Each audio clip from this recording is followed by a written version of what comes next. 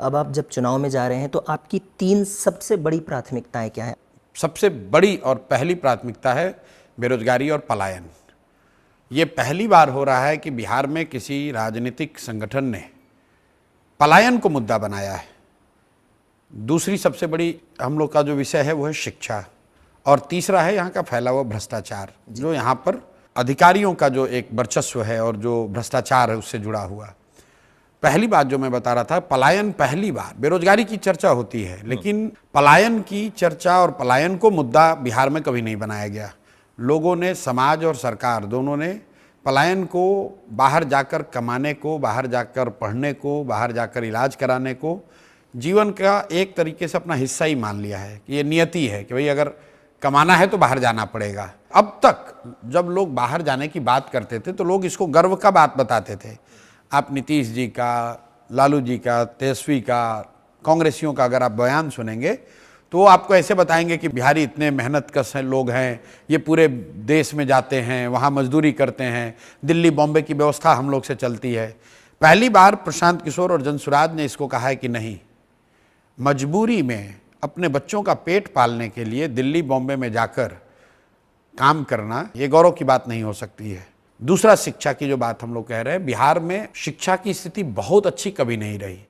हम लोग खुद यहीं सरकारी विद्यालय से पढ़े हैं, लेकिन लालू जी के राज तक भी प्रखंडों में, जिलों में 2-4 विद्यालय ऐसे जरूर थे, जहां सरकारी विद्यालय, जहां से पढ़कर आप आगे बढ़ सकते थे। और इस पूरे कालखंड में नीतीश जी के शासन में शिक्षा और जो विद्यालय हैं ये सरकारी सुविधाओं को बांटने का केंद्र बन गए।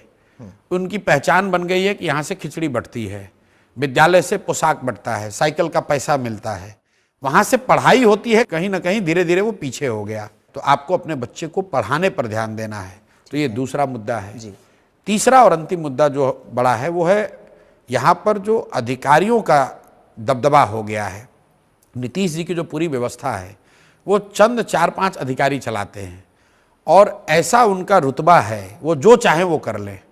जैसे पदयात्रा चलते हुए मैंने किसी से पूछा कि भाई लालू जी के राज में और नीतीश जी के राज में बिहार में क्या फ़र्क है, तो उस व्यक्ति ने जो बताया, मैं उसको पैराफ्रेज कर रहा हूँ जी, जो कोट कर रहा हूँ उसको बेसिकली, उसने कहा फ़र्क दोनों में सर कुछ नहीं है। बिहार की जनता का हजामत तो दोनों सरकार में बना है।